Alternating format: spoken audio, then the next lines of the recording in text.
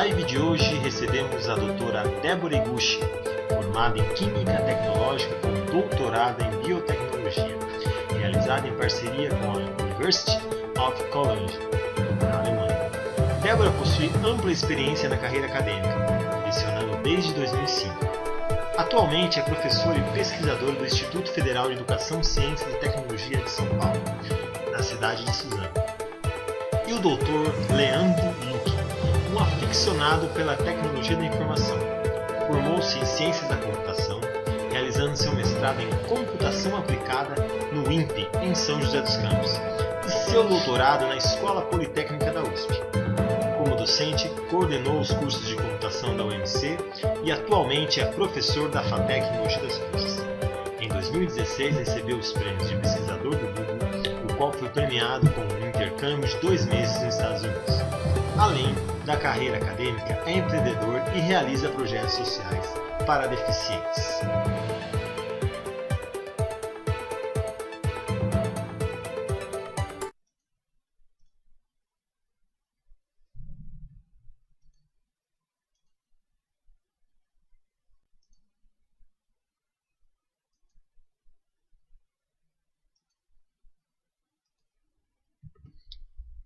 Boa noite, Débora. Boa noite, Leandro. Tudo bem? Boa noite, Danilo. Tudo certo com você? Boa noite, tudo bem? Tudo bom. Hoje nós estamos recebendo aqui a doutora e o doutor, a doutora Débora e o doutor Leandro. Por coincidência, eles são marido e mulher e por isso, pela primeira vez, nós estamos aqui fazendo uma live onde estamos utilizando somente uma câmera aqui, super legal isso, tá? Sejam muito bem-vindos. Boa noite a todos os internautas que estão nos assistindo aí, tá? Sejam todos bem-vindos. Participem, tá? Comentem, curtam, compartilhem, mas façam perguntas também. Aproveitem a capacidade dessas duas pessoas que estudaram bastante, que têm um grande conhecimento e atuam nessa área bastante complexa que nós estamos vivendo hoje, que é a educação neste momento da pandemia. Aproveitem o conhecimento deles para vocês tirarem todas as suas dúvidas. Participem conosco aí, tá? Sejam os dois bem-vindos. Eu gostaria de primeiramente, para a gente falasse um pouco sobre esse tema, que é bastante complexo hoje, até a gente recebeu uma informação agora que o Leandro comentou, que o nosso ministro da Educação já não é mais o nosso ministro da Educação, né? É bastante rotativo essa cadeia de ministros aí no nosso governo presidencial. Mas, se nós formos pensar na educação, nós estamos passando por uma situação bastante crítica. O Brasil ele vive de um modelo extremamente tradicional de aula, de exposição, onde existe o professor, o aluno, a lousa, e existe essa necessidade desse contato para um momento onde não se pode ter mais o contato. E aí, para você não ter mais esse contato, são usadas tecnologias para facilitar essa aprendizagem. Porém, nem todo mundo tem essa disponibilidade e essa tecnologia para poder utilizar. E também nós não fomos preparados para isso, né? Eu gostaria de começar aqui fazendo uma pergunta para ambos. Como os dois são professores universitários, dão aulas em instituições públicas. A Débora ela dá aula no Instituto Federal, que fica localizado em Suzano, e o Leandro na FATEC, aqui em Mogi das Cruzes, que são 2 institutos de tecnologia. Eu queria saber de vocês, primeiramente das damas, é claro, como é que está sendo essa experiência de vocês não poderem usar a sala de aula, e quais são as ferramentas que vocês estão utilizando hoje para conseguir levar esse conhecimento para os alunos de vocês? Boa noite a todos. É interessante porque a realidade da FATEC e do Instituto são realidades diferentes nesse momento. O Instituto Federal, do Estado de São Paulo, né? Ele ainda não começou com o ensino remoto, né? Não que nós não estamos parados, né? Então, em todo esse período, os professores passaram por capacitação e foi feito um levantamento em relação das condições dos alunos, né? Então, assim, o Instituto tem uma grande preocupação em ofertar, né, nesse momento, o ensino para todos. Então, foi feito primeiramente um levantamento para ver as condições, né? Se os alunos têm internet, o ambiente de estudo, tudo isso.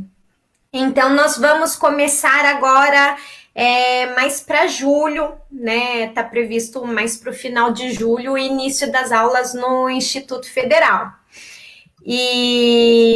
Mas as ferramentas, né? Os professores já passaram por capacitação. E como as outras instituições, assim, nós vamos utilizar o Moodle, né? Que é uma plataforma virtual. Nós já usamos, né, isso mesmo no ensino presencial, nós temos já a plataforma Moodle, que é utilizada como uma ferramenta auxiliar. Vamos continuar agora, né, com essa ferramenta e utilizar plataformas para o contato síncrono, né? Então, para encontros presenciais como o Microsoft Teams. Né? Então, é isso que está previsto ali para o Instituto Federal. Agora, né? Bom, a FATEC, ela adiantou o recesso, que seria em julho, ela adiantou para abril, e nós voltamos com as aulas à distância a partir de maio. Né? Nós terminamos o semestre agora dia 18 de julho. E eu, particularmente, já vinha usando ferramentas para relação assíncrona com os alunos, Google Classroom, Moodle e outras, mas nesse novo modelo, a gente basicamente tem as atividades síncronas no horário de aula. Nós usamos o Microsoft Teams como ferramenta, e a percepção inicial é que o problema ele é mais hoje metodológico do que tecnológico, né?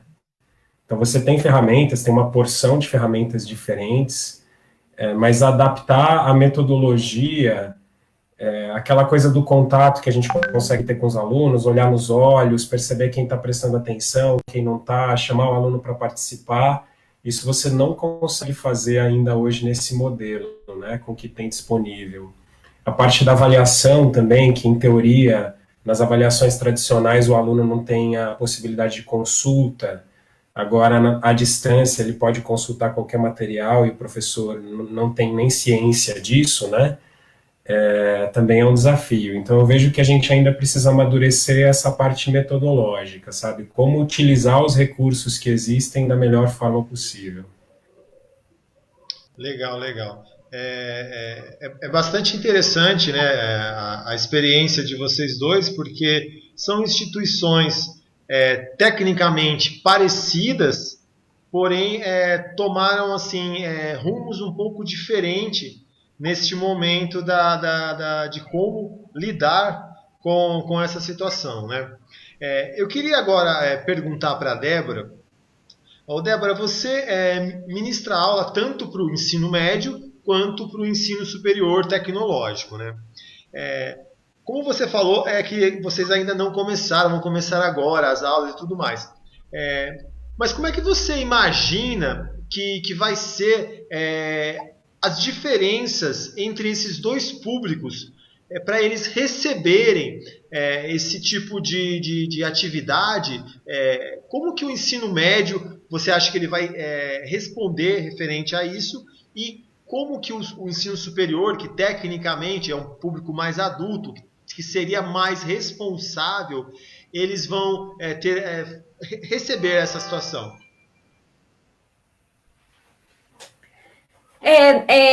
Apesar, né, da gente não começar lá no Instituto Federal, por eu ser a professora de Tecnologia da Informação e Comunicação no curso de licenciatura em Química, né, eu já venho aplicando as tecnologias, né, em sala de aula já há algum tempo. Então, eu consigo responder, né, assim, pela vivência, essa diferença entre o ensino médio e o ensino superior. E é interessante porque os alunos do ensino médio, eles já são dessa geração digital, então eles têm mais facilidade, né? Eles não encontram tanta dificuldade para trabalhar com uma ferramenta nova. Então, a aceitação é mais fácil, né? E já o que eu percebo no ensino superior, por eles serem mais velhos, terem tido, né, apenas a educação tradicional, muitas vezes, né, só, né, até então, a vida acadêmica, a aula expositiva, então eu vejo que tem uma resistência maior, né, da utilização dessas ferramentas. Então, eles são mais inseguros, o ensino superior acaba sendo até mais inseguro, né, assim, né, tem mais essa dificuldade dessa quebra do paradigma, eu acho que mais pelo modelo da metodologia mesmo, né, assim, por estarem acostumados com o ensino tradicional. Então, eles não, assim, muitos não têm a percepção dessa responsabilidade do ganho do conhecimento a partir do esforço dele, né? Sim. Muitas vezes acha que essa coisa da transmissão do professor para o aluno. Então, eu vejo que os alunos mais novos, né? Essa galerinha que está vindo, ela já teve esse contato com esses métodos mais ativos, então eles lidam melhor com toda essa tecnologia. Legal, eu confesso que eu tenho uma facilidade bastante grande em estudar por videoaulas, né? Eu acho até que às vezes é mais prazeroso do que ficar, né, o tempo inteiro numa sala de aula. Mas a gente não foi muito preparado para isso, então acaba, como você mesmo disse, os mais novos, eles estão chegando, eles têm uma vivência diferente, né? Mais acostumado com isso. Ô Leandro, você como é um profissional que respira tecnologia, que vive dentro da tecnologia, como é que você vê assim, a gente partir de um modelo de lousa, de alunos sentados na sala, onde você poderia usar recursos tecnológicos que, em geral, era um projetor com alguns slides num programa de demonstração, etc. Como é que você vê essa chegada meio abrupta, assim, meio forçando a barra, porque não existe outra possibilidade, talvez, e se tornar um protagonista na aprendizagem hoje? Hoje, se você vai falar de aprendizagem, a primeira coisa que se fala são em videoaulas, são em aulas online, aplicativos, etc. Como é que você vê esse momento? Bom, na minha área já existia um movimento, até por ser mesmo de tecnologia, né, que surgiu há alguns anos de trazer as tecnologias que vinham sendo desenvolvidas para dentro da sala de aula. Então, no modelo híbrido, né, com parte dos materiais e parte das atividades disponibilizadas eletronicamente e o restante realizado na sala de aula, né. Eu vejo, por exemplo, o caso da FATEC, já se fala há alguns anos, há pelo menos uns 5 anos, já se fala de usar mais metodologias ativas, né, trazer abordagens diferentes para a sala de aula, e aí isso envolve também o uso de novas tecnologias, mas a gente sabe que tem instituições que não estavam preparadas e professores que não estavam preparados. Então, a minha situação, acho que a situação dos meus colegas de trabalho era um pouquinho mais confortável quando a gente começou, por já conhecer muito bem da tecnologia. Mas quando você pega professores de outras áreas que têm uma familiaridade menor com a tecnologia, e aí, como eu mencionei na primeira resposta, existe aí um desafio metodológico. Se você acrescenta ainda um desafio tecnológico, a situação fica mais complicada. Eu vejo que, assim, a gente tem esses cenários, né, como o caso do Instituto Federal, que procurou esperar o momento adequado, estudar bem o ambiente, esperar o momento adequado para retomar as aulas nesse modelo. A gente tem um cenário como a FATEC, que eu acho que foi numa abordagem mais de vamos tentar analisar o que vai acontecer e daí modificando o processo durante. Você tem o caso da USP, por exemplo, que em alguns cursos nem houve interrupção. A Poli, por exemplo, a Poli e o IME, eles, no momento que a aula foi interrompida, eu acho que na semana seguinte já começam as aulas EAD. Então tem muitas variações e a gente vai ter um pouco a percepção assim do que funcionou melhor, né, o que foi mais efetivo. Acho que um pouco depois desse momento inicial, né, quando a gente puder coletar métricas sobre a efetividade do ensino e da aprendizagem, né. Mas diria assim, para resumir numa frase, assim, uma surpresa, né? Eu acho que para muitos professores, e aí esse acúmulo da dificuldade tecnológica com a dificuldade metodológica. É bastante, é uma novidade. A FATEC nem tanto, que como você mesmo disse, vocês atuam com a tecnologia, já era algo meio de praxe mexer na tecnologia. Mas se você pegar, por exemplo, um curso de letras, em que basicamente o computador era usado no editor de texto ou coisas assim, é um pouco distante você ter que assistir uma aula, etc., através de uma ferramenta digital. Né? E assim, Danilo, se você me permite, Sim, ainda claro. tem um fator que a gente geralmente olha para uma janela, né, que a gente está mais acostumado a lidar, mas você tem casos como cursos que existem, nos quais existem laboratórios e você precisa da experiência em laboratório para desenvolver o conhecimento, né, para construir o conhecimento. É o caso de química, física, cursos como medicina, que aí você tem, quer dizer, laboratórios onde você tem atividade mesmo com objeto de estudo, né? Então tem coisas que são um pouco mais complicadas de você simular virtualmente, se é que é possível, e aí realmente, assim, você consegue em parte atender o currículo, mas num outro prisma, assim, fica devendo, né? Você fica devendo muito em relação a atividades práticas, né? Eu acho que em relação a isso pouco se evoluiu, né? Pouco se tem hoje disponível. Débora, aproveitando o gancho desse comentário final do Leandro, a gente analisa que as universidades, principalmente as particulares, elas já fazem uso do sistema de EAD, que é o ensino à distância, já há um bom tempo que isso é uma prática deles.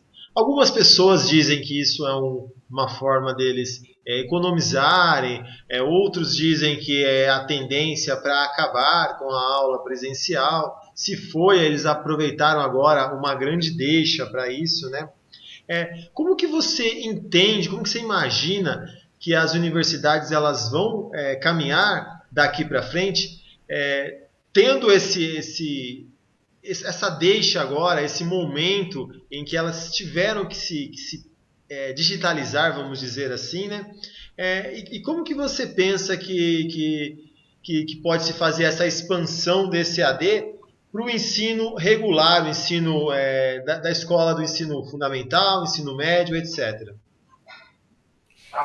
Eu acho que, na verdade, a gente tem aí duas vertentes, né? O ensino superior, ele já tem muito EAD, mas como um curso completo à distância, né? Então, a gente tem esses ensino superior à distância e o ensino presencial. Mas agora a utilização, né, de plataformas digitais, né, aulas online como recurso no presencial ainda não é tão comum assim no presencial, né? Então, vem sendo, né, cada vez mais utilizado, mas ainda, né, na realidade do Brasil a gente não tem isso, né, como coisa já de praxe no ensino presencial. Tanto que tem uma metodologia chamada, né, sala de aula invertida, né, que assim, ela é uma metodologia nova e que o aluno, né, ele estuda, por exemplo, em casa, né, muitas vezes usando a internet, né, para esse estudo, e vem para a sala de aula só para tirar as dúvidas, para trabalhar o conhecimento adquirido. Então, é tudo muito novo no ensino presencial, né? Assim, essa quebra do ensino tradicional, né? Então, era uma coisa que vinha sendo construída e, de repente, chega a pandemia e todo mundo precisou, né, estar se adaptando a essa nova realidade. E está tendo que utilizar dessas novas metodologias, né, o ensino colaborativo, então, né, a participação de todos numa aula síncrona, né, com todos presentes de forma online. Então, aconteceu, todo mundo está tendo que se adaptar, né, os professores foram forçados a se capacitar, né, assim, para conseguir lidar com as suas aulas. Eu acredito que isso vai ser uma herança, né, pós-pandemia, né? Então, assim, essa junção, né, da aula presencial, mas esses recursos, né, assíncronos, né? Então, que o aluno vai estudar por conta, né, assim, acaba sendo uma otimização do tempo. Então, né, nessas metodologias ativas, né, é muito criticado, por exemplo, o professor que vai para a sala presencial e, né, perde boa parte do tempo em sala de aula escrevendo na lousa. Ele lê o livro, escreve na lousa e o aluno lê o que está na lousa e escreve no caderno, né? Então, assim, eu acredito que de herança de tudo isso vai ser essa otimização do tempo, da qualidade do ensino, onde o professor ele vai conciliar, então, essa parte presencial, mais a autonomia do aluno também estudando sozinho, mas que para mim, né, assim, o presencial, né, assim, é insubstituível, né, então essas ferramentas, a tecnologia, ela acaba sendo auxiliar, né, muito importante para que o aluno aprenda, né, mas só isso, às vezes, né, assim, acredito que fique faltando essa orientação dos docentes, né, dos professores. Aproveitando o comentário que você falou, você falou sobre a sala de aula invertida. O que você acha que essas metodologias, que elas são um pouco diferentes do padrão que se é utilizado, por que isso ainda não se tornou algo mais utilizável dentro das salas de aula aqui no Brasil? Eu vejo que existem alguns profissionais, alguns professores que eles costumam utilizar alguma metodologia diferente, mas é muito individual deles, da experiência pessoal, de algo que eles estudaram e que acharam que funciona realmente. Você acredita que existe alguma barreira, alguma coisa que impeça que essas metodologias entrem para ficar dentro das nossas salas de aula?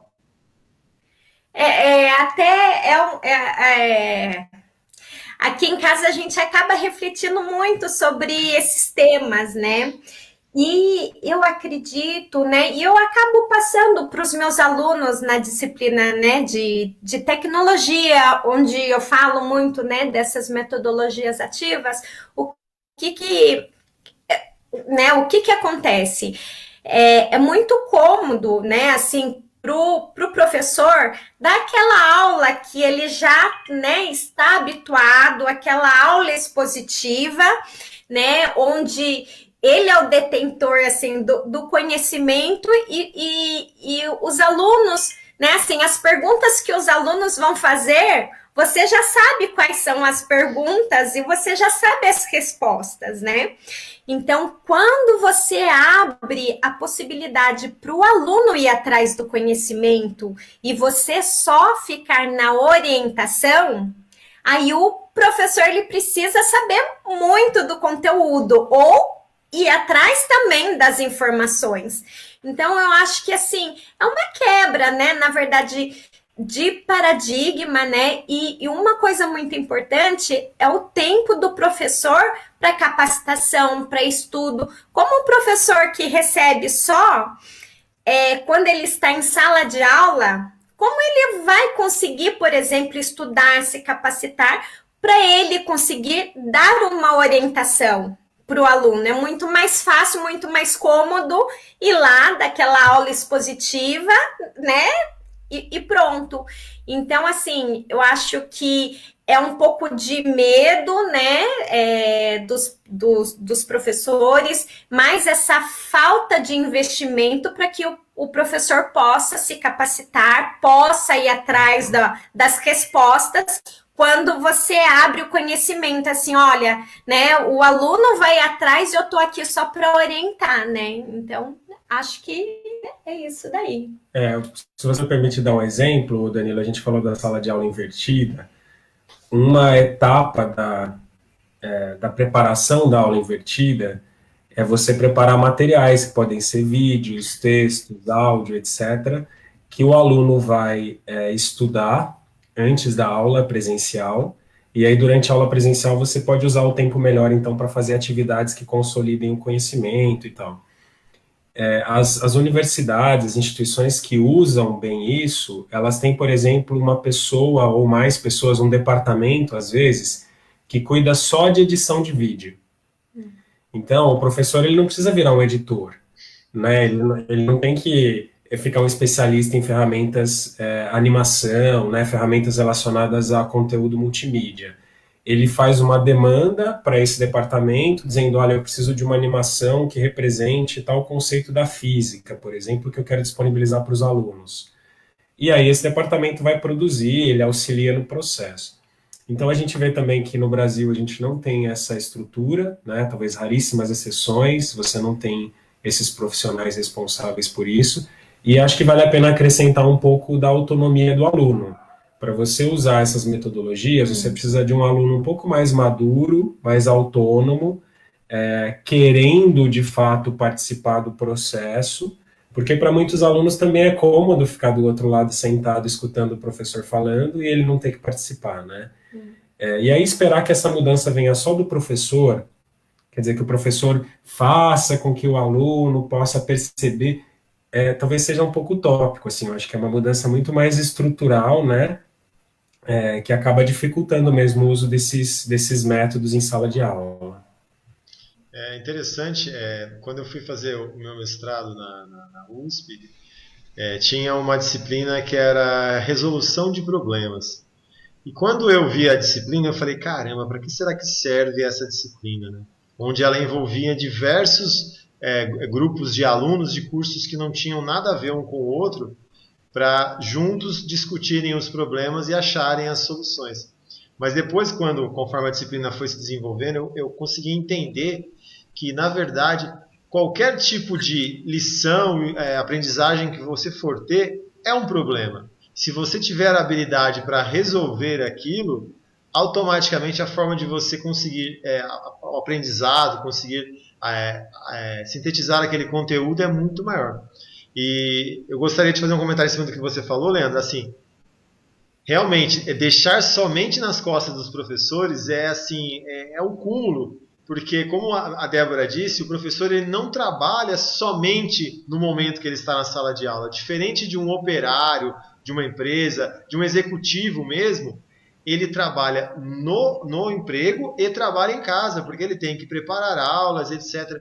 E nesse momento, eu tenho conversado com diversos professores que eles estão ficando meio loucos, porque os pais acabam mandando mensagens fora do horário, às vezes de madrugada, no horário que eles estão dormindo para tirar dúvidas, etc. E eles, assim, é óbvio que eles não respondem naquele momento, mas eles têm que responder no primeiro momento que vem. Eu acredito que precisa se fazer uma mudança, mas a partir do começo lá, das séries básicas, onde você vai treinando o aluno para ele já, conforme for crescendo, já saber utilizar aquelas ferramentas que estão por vir, que com certeza vão dar um dinamismo muito maior para a aprendizagem e ajudar muito mais o professor nesse sentido, né? Perfeito. Leandro, como nós estamos falando de tecnologia na educação, como é que você vê esse mercado hoje, em questão das empresas? Qual foi a empresa que teve o insight primeiro e falou, opa, estou enxergando aí um nicho de mercado, vou sair na frente, e qual é a que está se dando melhor nesse mercado? Fala um pouquinho para a gente na questão da tecnologia, quem que está se destacando e o que está se usando de bom aí nesse mercado aí? Perfeito. A gente tem esse setor das startups, né, da área de educação, que são chamadas de edtechs, né? Tem uma estatística de outubro do ano passado que a gente tinha 748 edtechs no Brasil. E era o setor de startups que tinha o maior volume de novatas, então que vinha mais crescendo, né? É um setor que cresce bastante anualmente, acredito que esse ano com a pandemia ainda o crescimento seja ainda maior, né? O investimento deve ter crescido bastante.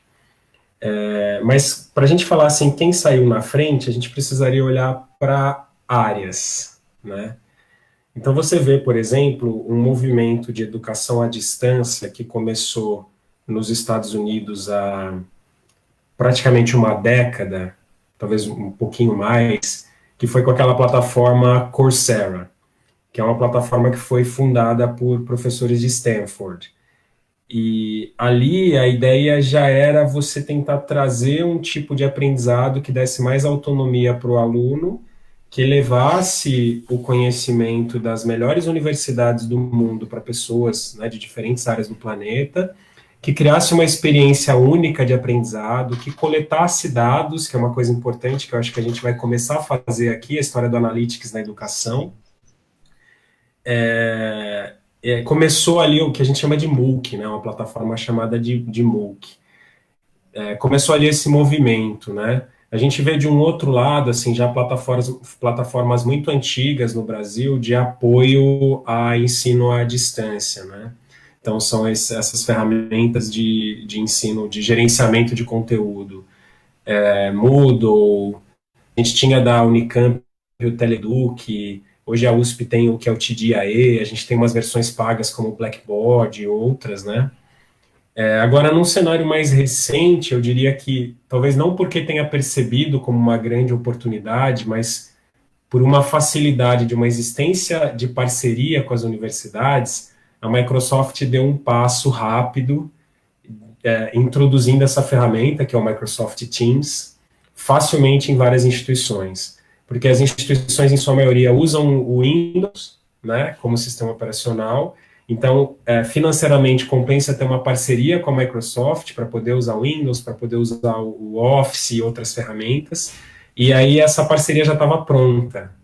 Então, aí foi fácil trazer a ferramenta da Microsoft para essas aulas online.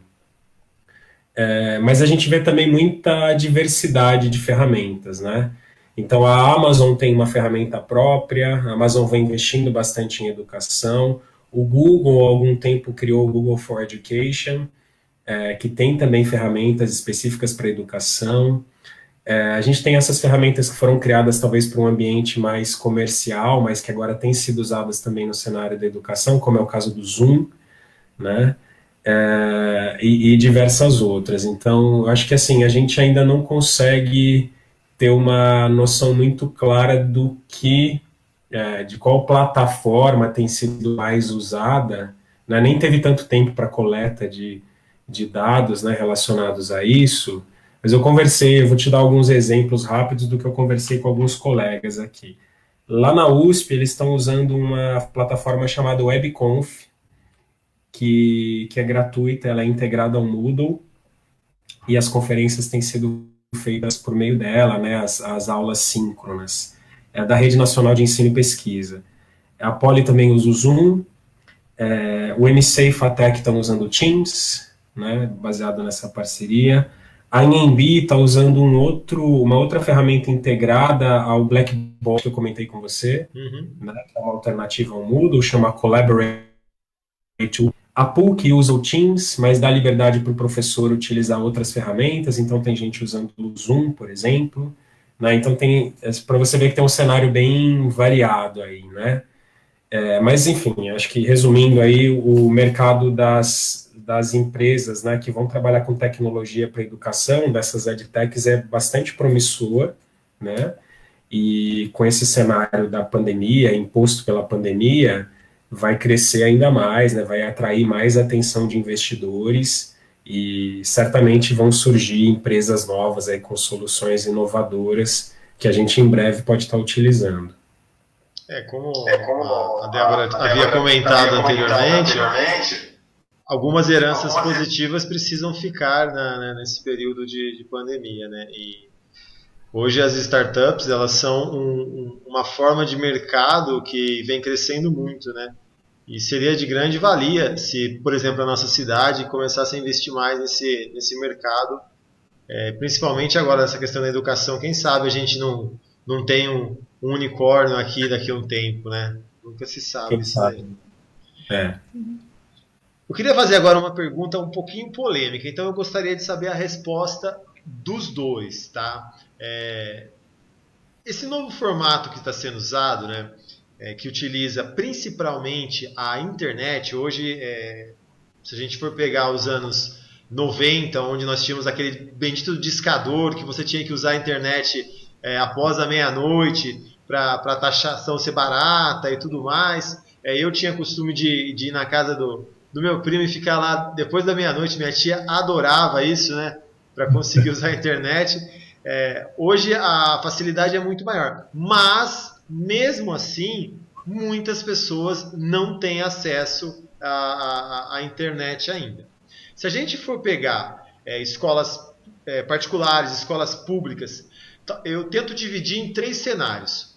O aluno que está numa escola particular, teoricamente, ele tem um acesso à internet em casa ou tem condições de algum local dele acessar essa internet. Então, dependendo do formato de ensino que ele esteja recebendo, ele relativamente consegue estar acompanhando. O aluno da escola pública, existe aquele aluno que ele estuda na escola pública, mas ele tem um ambiente familiar em casa que permite que ele tenha acesso à internet. Aí nós não vamos discutir se os métodos que estão sendo utilizados são os melhores ou não são. Mas existe aquele aluno de escola pública que, infelizmente, eles não têm acesso à internet e o ambiente familiar, ainda para completar, é um ambiente um pouco danoso, né? Aí vem a minha pergunta, né? Como é que vocês imaginam que se poderia diminuir esse problema, né? Usando a tecnologia mesmo, de reduzir esse abismo que existe entre esse aluno que não tem acesso à internet e os demais, que na minha visão, esse buraco, cada vez mais, nesse momento principalmente, ele está se alargando de uma forma que está ficando muito difícil de buscar lá na frente. Pode começar? Pode. O que a gente vê, né, assim, nos países desenvolvidos e que tem, né, um índice muito bom, né, em relação à educação, né, assim, esses países, eles investem muito na educação, né, as escolas, elas são praticamente em períodos integrais e todas possuem internet. Então, né, imaginando, né, uma situação onde começasse a investir em educação no país, né, que esses alunos passassem mais tempo nas escolas e que essas escolas tivessem, né, tanto o computador como também a internet, eu acho que já iria quebrar muito desse abismo, né? Porque aí o aluno passando mais tempo ali na escola, ele teria o ambiente necessário para ele poder estudar e ter os recursos digitais necessários. Então, assim, teria que se investir em educação, capacitação dos professores. Então, assim, eu acho que muito de hoje, os professores, né, assim, existem escolas que têm a internet, que têm o computador, tudo, mas, né, assim, os professores não têm tempo para essa capacitação, para conhecer o que tem de novo, né, porque hoje a gente encontra, né, assim, tanto plataformas, né, virtuais, quanto simuladores, né, jogos, né, como recursos auxiliares, mas o professor precisa saber, né, precisa se capacitar. Então, pensando nesse mundo ideal, seria o investimento na educação para que todos tivessem essa condição de estar na escola por um período maior, tendo o acesso e o ensino de qualidade, né? Eu acho que nessa questão do investimento, o governo poderia criar linhas de financiamento, por exemplo, para as pessoas de baixa renda conseguirem comprar computadores, né? Eventualmente, aqueles vinculados a alguma instituição, o próprio ato da matrícula deveria, de repente, envolver a distribuição de alguns eletrônicos, né, que pudessem ser utilizados. Eu acho que, assim, eu lembro que eu comentei com a Débora alguns anos atrás, a gente gosta muito de educação, né? E, e a gente falou assim, nossa, a gente está no setor certo, né? Porque agora não tem como o Brasil não investir em educação. Acho que isso faz uns 5 anos, né? E apesar dessa percepção, assim, o que a gente vem vendo nos últimos anos é uma redução do investimento, né? Então, já existe um aumento da desigualdade, né, da qualidade do ensino, raríssimas exceções, como é o caso do Instituto Federal, que é público e tem excelente qualidade, a TEC também, mas principalmente quando a gente olha para o ensino básico, já vem crescendo, né, essa lacuna que existe entre pessoas, por exemplo, de boa renda, que estão em escolas particulares boas, e pessoas de baixa renda, né? Se a gente olha para outros estados, fora aqui do Sudeste, o cenário é pior ainda, né? A gente acaba, às vezes, olhando só para cá, mas o cenário é ainda mais grave. Eu vejo que sim, que vai existir um aumento, justamente pela ausência de tecnologia, né? Então são pessoas que não conseguem participar das aulas, as aulas estão acontecendo, mas elas não conseguem. Você colocou um ponto importante, que não é só a tecnologia, mas é o ambiente familiar. E eu acrescentaria não só o ambiente, porque eu acho que o ambiente ele afeta o ensino presencial também, né? A condição psicológica do educando. Mas é assim, você não tem um quarto para você ficar fazendo a sua aula longe de barulho, né, onde você possa se concentrar. Quer dizer, uma casa pequena de uma pessoa que vive numa família de baixa renda, ela provavelmente tem que fazer na sala junto com alguém que está assistindo TV e que não vai desligar porque não entende o momento, né? Sem dúvida, assim. E infelizmente a gente vê que não existe um plano nacional de educação para o país, né? Com uma perspectiva de que esse cenário mude em curto prazo, né? Então, acho que vai aumentar e a tendência é que fique cada vez pior, infelizmente, né?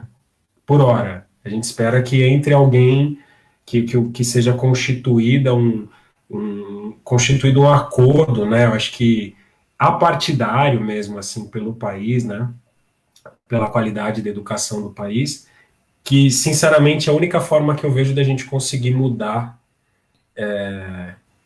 de modo determinante mesmo, assim, duradouro, né? Algo que perdure.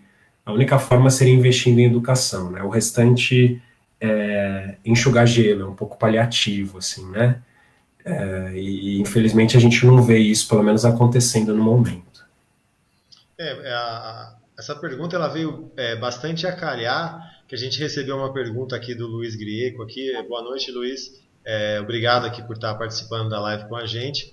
Que ele perguntou qual seria a alternativa para a escola pública, e acredito que a resposta completa o que ele queria saber. Eu queria aqui aproveitar para dar uma boa noite aqui para o Jorge Baiano, que está nos assistindo, o Leandro Becenelli, que hoje está completando novas primaveras também. Feliz aniversário, Leandro. E o João Luiz aqui, que nos deixou um boa noite também. Débora, como que você entende vamos imaginar que a China, porque como foi a China que surgiu primeiro, provavelmente na China deve surgir primeiro a vacina. Não estou culpando a China por jogar o vírus em ninguém, mas seguindo a ordem dos lançamentos, começou lá, a vacina deve surgir lá também, eu acredito. Principalmente porque eles têm uma capacidade muito grande de produzir as coisas e de gerar novidades. Como que você imagina que se criou uma vacina e todo mundo está imunizado? Como vai ser a educação pós-pandemia? Estamos curados? Como vai ser a nossa sala de aula a partir de amanhã? Eu acredito que com mais recursos tecnológicos, né? Como eu comentei algumas questões, né, na questão anterior, eu espero que fique como herança, né? Então, todos os professores, né, assim, os alunos foram meio que forçados, né, a começar a trabalhar, né, com essas ferramentas tecnológicas e que isso fique de herança. Então, eu acredito que o ensino presencial ele é muito importante, mas eu acho que essa mistura do síncrono com assíncrono é uma mistura interessante, né, onde que o ensino possa ser otimizado, o aluno ser mais autônomo, né, mais responsável pela busca do conhecimento, né, e os professores estarem ali nessa orientação. Então, né, que haja uma quebra desse paradigma, né, que venham os métodos mais ativos e utilizando as ferramentas, né? Eu espero que isso aconteça, né? Que não volte tudo como era antes, porque eu acho que as ferramentas vêm para contribuir bastante aí no ensino, seja no ensino fundamental, né? No ensino básico até o ensino médio ou superior. Leandro, aonde você acha que a gente pode chegar com a tecnologia na educação? O que você vê que daqui 5, 10 anos a tecnologia esteja na educação, o presente? O que vai estar acontecendo? A gente vai estar usando capacetes com telepatia, coisas desse tipo. O que você imagina? Você que é uma pessoa que respira a tecnologia e tem um grande conhecimento dentro dela, produz excelentes coisas com ela, o que você acha que ela vai estar na educação? Eu vejo evolução em diferentes linhas. Assim, eu acho que uma linha importante é a linha da realidade aumentada, né? Em que você consegue, por exemplo, usar um óculos, não é um capacete, mas é o óculos, né? E aí você consegue, por exemplo, com auxílio do computador, olhando para a sala de aula, você consegue, um exemplo, tá? Perceber se o aluno, ele, pela expressão facial, movimento dos olhos, se ele está envolvido ou não, ou enfim, você pode ter acesso a informações na tela que é projetada nesse óculos de realidade aumentada. Assim, do ponto de vista de ferramenta, eu acho que o óculos é um caminho que vai ser seguido, né? A gente tem essa questão da personalização do processo de ensino-aprendizagem e baseada em analytics, né, na coleta de dados, que aí a gente tem também uma evolução nesse caminho com inteligência artificial. Então, eu acabei de começar um processo de estudo numa plataforma, ela consegue identificar a partir da interação comigo exatamente qual é o meu nível de conhecimento atual, e aí ela me sugere caminhos pelo meu estilo de aprendizado, né, pelo meu perfil, por preferências, que vão me levar à construção do conhecimento de uma forma mais prazerosa, né, que aumente a adesão, a eficácia, né, do processo. Então, acho que tem uma linha aí baseada em analytics e personalização. Realidade virtual, eu acho que se a gente já tivesse, a gente tem tecnologia, mas ainda não usa, né? Se a gente já tivesse usando realidade virtual agora, eu daria a minha aula numa sala de aula virtual, com os meus alunos ali presentes, preferencialmente vendo a expressão facial deles, né? Isso substituiria muito bem esse modelo que a gente tem atualmente, que você não consegue muito bem entender o que os alunos estão fazendo, né? Se eles estão envolvidos ou não. E acho que a gente tem a evoluir nesse caminho também. Eu lembro no meu doutorado, eu fiz uma disciplina na Poli, que a gente fez uma visita ao Museu do Louvre, naquele Second Life, que é uma plataforma, que é um jogo, na verdade, né? Mas você tem um universo ali. E foi super interessante, porque cada um dos alunos estava com seu avatar, a gente fez isso à distância, houve ali uma dinâmica muito interessante, né? Isso já há alguns anos, então a gente sabe que tem tecnologia para fazer isso, mas eu acho que a penetração dela na sala de aula ainda não aconteceu. Existem evoluções que precisam ser feitas, né? Como eu falei, expressão facial, eventualmente a parte corporal, a gente sabe que boa parte da comunicação é não verbal, né? A gente não tem muito isso nessas ferramentas hoje. Então, acho que mais nessas linhas, assim, a parte de analytics, personalização, realidade aumentada, realidade virtual. Talvez gamificação também. Gamificação é uma coisa que vem acontecendo, né, nessas plataformas para engajar os alunos. Acho que o principal, assim, claro que tem coisas que quebram paradigmas e que aí só quem tiver com a visão muito aguçada vai perceber, assim, mas eu diria que o essencial é isso, né? A gente certamente vai ver evoluções e andamentos nessa área nos próximos anos. Eu queria dar boa noite aqui para a Janice Wesker, que está nos assistindo, a Milena Parulli. E eu queria aproveitar esse tema que nós estamos fazendo. Tem uma pergunta aqui do Jorge Baiano, até eu queria complementá-la. Ele pergunta aqui qual é a participação da inteligência artificial no ensino. Vocês acreditam que daqui a um tempo, em vez de pessoas, nós teremos, por exemplo, um robô ensinando alunos numa sala de aula? Então, falam que a inteligência artificial tem como santo grau a educação, né? Porque o dia que ela conseguir resolver isso, ela vai ter resolvido todos os outros problemas. Eu acho que não, né? Eu acho que como um apoiador, assim, um tutor que tira dúvidas sobre conteúdos específicos, sim, né? Então, para você fazer perguntas e obter respostas, sim. Como soluções, como eu comentei, treinadas para te indicarem um caminho a partir do teu conhecimento, sim, mas principalmente nessa nova educação, que é essa relação em que o professor não é simplesmente um transmissor de conhecimento, mas ele é um orientador, ele é um condutor do processo. Se um dia a gente chegar, a gente está muito distante, né? Então, acho que tem muito chão para você construir uma inteligência artificial que tenha condição de compreender as dificuldades do aluno numa conversa, identificar o caminho, né, para conseguir vencer essas dificuldades, introduzir pequenas perturbações para o aluno conseguir construir o conhecimento em função disso.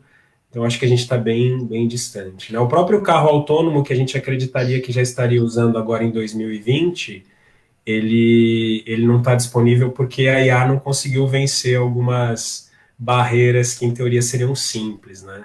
Então, acho que a gente está muito naquele momento de achar que a inteligência artificial vai fazer mais do que ela consegue fazer. Ela vai ajudar, claro, ela tem trazido revoluções, né, e em algumas áreas, assim, mas eu não acho que ela tem esse potencial ainda, né, com o que a gente conhece hoje. E tem esse lado da formação socioemocional, né? Que ainda a inteligência artificial, ela não, né? Ela não conseguiu substituir o ser humano. E hoje em dia, na formação de um cidadão, gente, né, hoje, tanto no ensino superior quanto no ensino básico, a gente não só passa os conteúdos, né, não vai ensinar o aluno a buscar as informações, né, a gente tem que dar essa formação integral, né, e isso as máquinas ainda não fazem, né. Mas se você me permite, assim, o investimento das grandes empresas de tecnologia em educação, ele não é só focado em um auxílio à educação ou que seja um mercado lucrativo. É que a inteligência artificial, em essência, aprende por exemplos. E a única forma de você ter exemplos é se muitas pessoas te fornecerem conteúdo. Então, não tenha dúvida que Google for Education, o Amazon for Education, a Microsoft, elas estão interessadas não só em dar apoio à educação, mas em usar dados que são distribuídos na plataforma para poder treinar inteligências artificiais, né? Então, sem dúvida. Seria fantástico, né? Imagina só esse déficit que existe do professor ter que dar aula, preparar questionamentos, etc. Ele ter um robô ou uma realidade virtual ali passando aquele conteúdo que é mais básico para o aluno, o qual ele pode gastar esse tempo para desenvolver alguma coisa mais específica, né? Seria algo assim estrondoroso e revolucionário, talvez, né? Sem dúvida.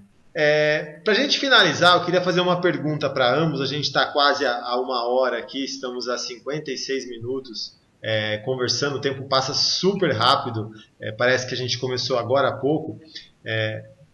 Mas para finalizar, eu gostaria que vocês deixassem uma mensagem de otimismo, né, em relação à educação, como uma forma de equilibrar as diferenças que existem na nossa cidade. Eu sempre falo que é muito bonito quando nós criticamos, por exemplo, o nosso presidente ou criticamos o nosso governador, porque independente se o presidente é bom ou ruim, ele é presidente de todos. Se o governador é bom ou ruim, ele é o do estado.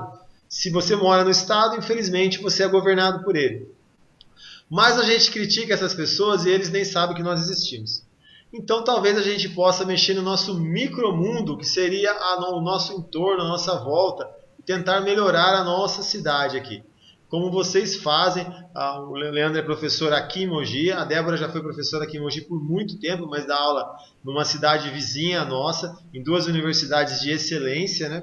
Eu gostaria que vocês deixassem uma mensagem de como que as pessoas, através da educação, elas podem romper essas barreiras e vencer os obstáculos como esse que nós estamos enfrentando agora, que é bastante difícil. Eu acho que você poderia comentar das suas alunas, né? Sim, verdade.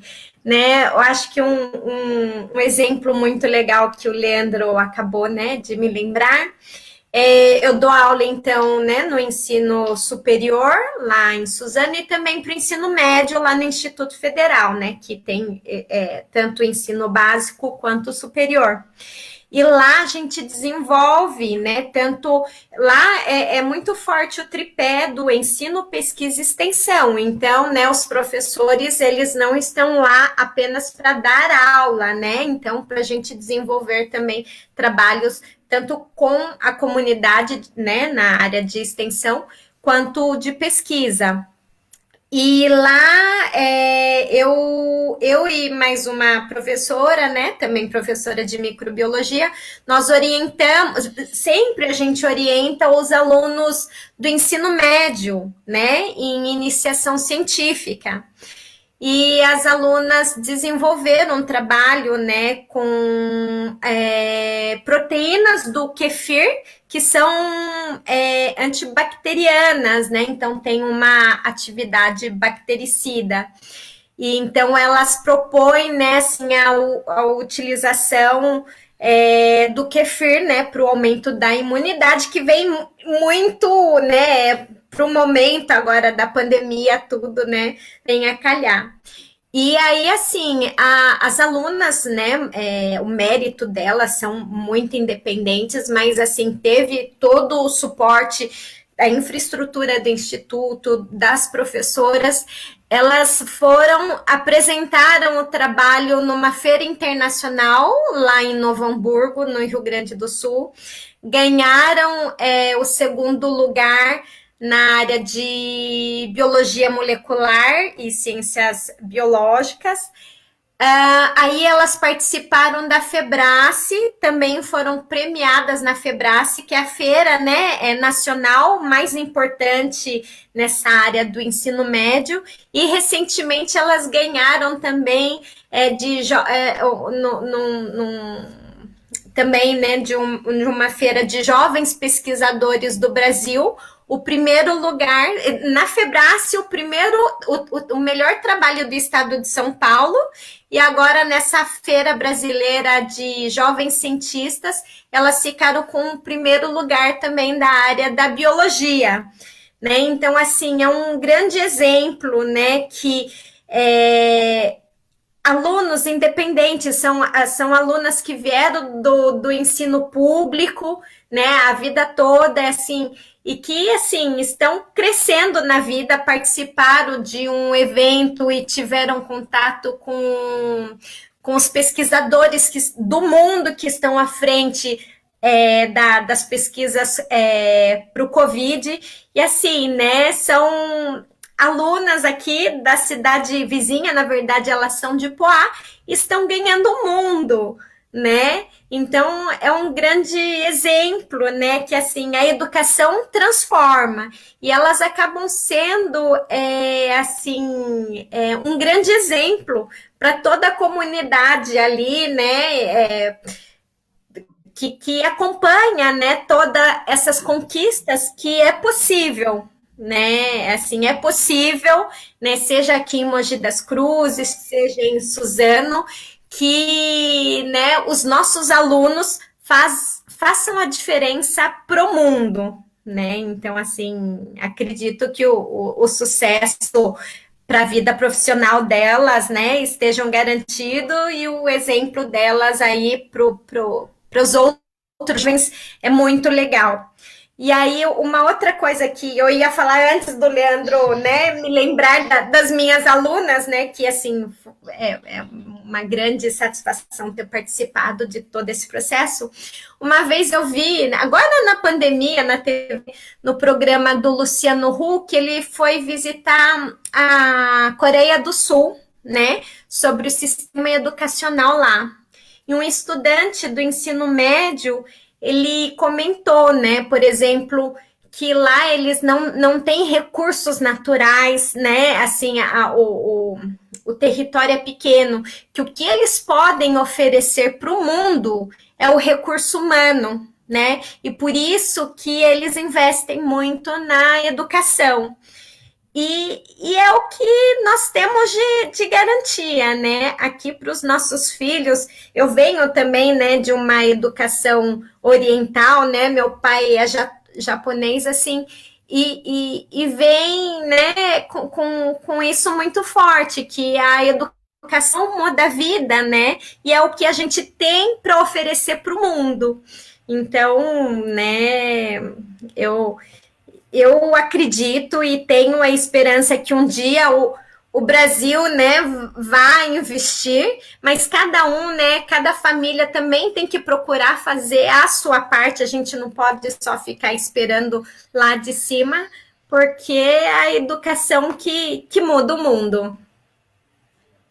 Bom, eu não vou me alongar muito, Danilo, mas eu acho que vale a pena você... espero que você venha a ser um dos representantes aí da população no legislativo aqui da cidade e que se olhe muito para essas políticas públicas da área da educação aqui. A gente vê alguns exemplos, a Débora comentou essa questão da participação em projetos, uma coisa que a gente não tem, uma feira aqui em Mogi de ciência que envolva todas as cidades, todas as escolas, que gere competição, que gere interesse, né? Que fomente o desenvolvimento de ciência e tecnologia. Então, às vezes você tem algumas coisas que não são tão complicadas, nem custosas de se fazer, que um aluno que não tinha muita perspectiva de se envolver com aquilo, acaba se envolvendo, acaba se interessando, isso muda a vida do aluno, assim como a Débora comentou no caso das alunas dela, né? Se a gente refletir o momento que a gente está passando da pandemia, a solução hoje é ciência, né? Para esse problema especificamente, a solução é basicamente ciência. Não existe ciência sem educação, né? Não tem como você criar vacina, soluções para problemas se não tiver pessoas altamente qualificadas, né? E não tem pessoas altamente qualificadas sem educação. Quando você olha para o mercado de trabalho, para você preencher diversas vagas que hoje estão disponíveis porque faltam profissionais qualificados, o caminho é a educação, né? Para você produzir, como eu falei há algumas respostas atrás, aí, um resultado duradouro, onde as pessoas consigam, de fato, uma condição financeira digna, né, e possam tocar suas vidas, a única forma de você fazer isso acontecer de modo duradouro é por meio da educação, né? Claro, você tem problemas de transferência de renda que são importantes, tal, mas eles são pontuais. Eles devem ser pontuais, né? Não devem ser aquela solução de longo prazo. O que a gente quer, na verdade, é que as crianças e os jovens de hoje, eles não precisem mais disso, né? E a forma de não precisar disso é por meio da educação. Então é o que eu comentei, assim, é difícil dar uma mensagem, como você falou, otimista, assim, positiva, encorajadora, em função do cenário. O que a gente pode dizer é que tem professores que estão trabalhando, que estão fazendo mais até, né, do que são pagos para fazer, que tem o ideal da construção de uma sociedade melhor por meio da educação e que tentam um pouco suprir essa ausência do poder público, né? Mas a gente precisa de representantes que olhem com mais carinho para a educação, né? Que façam o investimento certo, que tenham um projeto, né, solta, que tenham um projeto para a educação. Isso falta em nível municipal, estadual e federal. Eu queria complementar o que você comentou. Eu queria talvez dar um puxão de orelha dos nossos representantes do nosso legislativo de Mogi, que seria de extrema importância que eles acompanhassem, nesse momento principalmente, o que está sendo feito na educação da cidade. Não estou criticando o trabalho que está sendo realizado. Pelo contrário, acredito que nesse momento é muito difícil você suprir todas as necessidades. Mas seria de grande valia que eles acompanhassem o que está sendo feito, que isso fosse divulgado para a população. Quem sabe uma pessoa não tem uma ideia que possa ser revolucionária ali para ajudar um problema que está acontecendo com muitas pessoas que estão sofrendo nesse momento. Então fica aí uma dica para os nossos representantes que já estão hoje, que eles deem uma olhada um pouquinho melhor aí, que façam como vocês disseram, que olhem para a educação. Porque a educação, como diria meu pai, é a única forma que você nivela as pessoas é através do conhecimento. Nem sempre o conhecimento vai te trazer muito dinheiro, mas o conhecimento te traz capacidade de discutir de igual para igual com qualquer pessoa. A Débora citou a Coreia do Sul. A Coreia do Sul ela tem um exemplo fantástico em que ela saiu de uma pós-guerra com a Coreia do Norte jogada no lixo praticamente, né? E ela investiu em educação. E hoje ela é uma potência mundial, tanto que ela se tornou, acho que, uma das primeiros países com um alto índice de poder de combater aí a pandemia, conseguindo isolar o vírus e com educação ela conseguiu controlar o seu povo, coisa que infelizmente a gente deixa muito a desejar aqui no Brasil, né? Eu queria agradecer vocês, dizer que foi assim um prazer muito grande bater esse papo com vocês, foi assim fantástico, o conhecimento que vocês têm é maravilhoso, que o Instituto Federal e a FATEC, eles estão assim, eles deveriam prender vocês lá, porque são dois profissionais de extrema qualidade. Eu assim, sou suspeito a falar de vocês, mas com certeza, esse exemplo que a Débora deu aí dos alunos dela, é fantástico você ver um professor se realiza com o sucesso do seu aluno. Sim. É como se fosse um filho seu que você criou, treinou e ele vai lá te dar orgulho. É fantástico. Eu também sei de diversos exemplos do Leandro na FATEC, conquistas com alunos dele, conquistas pessoais que ele tem também de grande valor aí para a cidade, né?